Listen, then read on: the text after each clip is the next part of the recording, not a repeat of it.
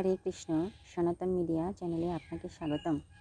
অনেক পূজা পাঠ করার পরেও বাড়িতে সুখ সমৃদ্ধি আসে না কেন? অজান্তে করা এই ভুলগুলি আমাদের ক্ষতি করে থাকে।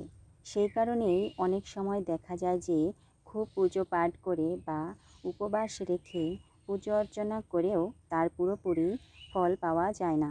আসুন জেনে নেওয়া যাক মন্দির বা বাড়িতে পূজা করার সঠিক পদ্ধতি। যে কোনো দেবী দেবতাদের পুজো করার আগে সবসময় স্নান করে নিতে হয়। স্নানের পর শান্ত মনে ভগবানের সামনে আসনে বসতে হয়। পুজো কখনো দাঁড়িয়ে করা উচিত নয়, আর না কখনো খালি মাটিতে বসে পূজা করা উচিত। কিছু মানুষ পুজো করার সময় খালি মাটিতেই বসে পড়ে, যেটা খুব ভুল জিনিস। যেমন আপনি ভগবানকে বসার জন্য আসন দিয়েছেন, ঠিক সেই রকমই নিজেও বসার আসনে বসুন। শাস্ত্রে কেবল কম্বল আর কুশের আসনকেই শুদ্ধ মানা হয়। ভগবানের স্থান যেন সবসময় মাটি থেকে উঁচুতে হয়, কারণ ভগবান অতুল্য আর শ্রেষ্ঠ। তাই আপনি নিজের সমানে সমানে রেখে পুজো করবেন না। পুজোর জন্য ভগবানকে কোনো চৌকি বা মাটি থেকে উঁচু কোনো স্থানে স্থাপন করুন। এছাড়া দেবী দেবতাদের মূর্তিকে কখনো দেয়ালে টাঙিয়ে রাখতে নেই। পুজোর ঘর সবসময় ঈশান বা উত্তর পূর্ব কোণে হওয়া উচিত। পুজোর ঘরে কোনো একই দেবদেবতার মূর্তি একের বেশি রাখা উচিত নয়। ভগবানের খুব বড় মূর্তি ঠাকুর ঘরে রাখতে নেই। মূর্তি যেন 9 ইঞ্চির বেশি না হয়।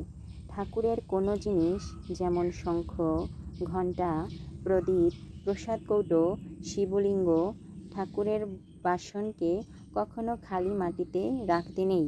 এরকম করলে পুজো করার পরেও পুজোর ফল পাওয়া যায় না। সাধারণত লোকে পুজো করার সময় শুধু ধূপ জ্বালায়, কিন্তু এটা ভুল। পুজোর সময় সব সময় প্রদীপ জ্বালানো অনিবার্য হয়। মনে করা হয় প্রদীপ ভগবানের প্রতি আমাদের ভক্তি শ্রদ্ধার সহিত নিবেদন করা প্রসাদ। ধূপ ও অন্যান্য কাজের সাক্ষী থাকে। শাস্ত্রে মানা হয় পুজো করার আগে প্রদীপ না জ্বালালে আপনার প্রার্থনা ঈশ্বরের কাছে পৌঁছায় না। দেবতাদের সামনে প্রজ্বলিত প্রদীপ নেভাতে নেই।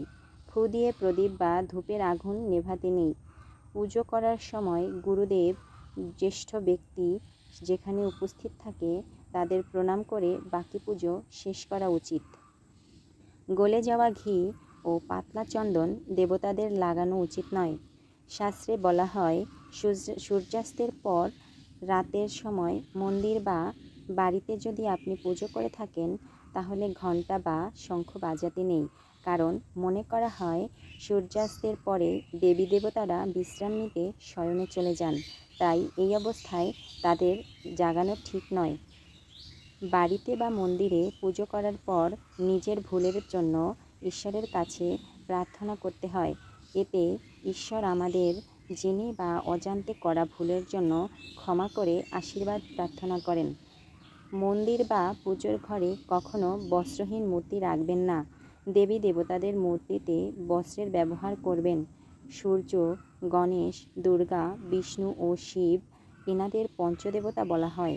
প্রতিদিন পুজো করার সময় পঞ্চদেবের ধ্যান অবশ্যই করবেন। এতে মা লক্ষ্মীর কৃপা ও সমৃদ্ধি লাভ হয়ে থাকে। আপনি যে কোনো দেবী দেবতার পুজোই করুন না কেন, কিন্তু সবসময় সর্বপ্রথম গণেশ ভগবানকেই প্রণাম করে। বলা হয় ভগবান গণেশকে প্রণাম না করে পুজো করলে তার ফল প্রাপ্তি হয় না। মাথা না ঢেকে পুজো করা উচিত নয়। মান্যতা আছে যে মাথা না ঢেকে পুজো করলে এর পুণ্যফল পাওয়া যায় না। তাই স্ত্রী বা পুরুষ সকলকেই পুজোর সময় অবশ্যই মাথা না ঢেকে পুজো করা উচিত নয়। শ্রীমদ্ ভগবদ্ গীতায় বলা হয়েছে যে পুজো করার সময় কখনো এক হাত দিয়ে প্রণাম করতে নেই। এমন করলে ব্যক্তির সমস্ত পুণ্য নষ্ট হয়ে যায়। সবসময় 2 হাত জোর করে প্রণাম করতে হয়। পঞ্চামৃতের জন্য সমস্ত সামগ্রী না পেলে শুধুমাত্র দুধ দিয়ে স্নান করালে পঞ্চামৃতের অভিষেকের সমান ফল লাভ করা যায়। যখন আপনি মন্দিরে পুজো দিতে যাবেন, সেখানে যে প্রসাদ দেওয়া হয় সেই প্রসাদ মন্দিরেই খেতে হয়। সেটা সামান্য পরিমাণে হলেও মুখে দিয়ে বাকি প্রসাদ বাড়িতে নিয়ে আসতে পারেন।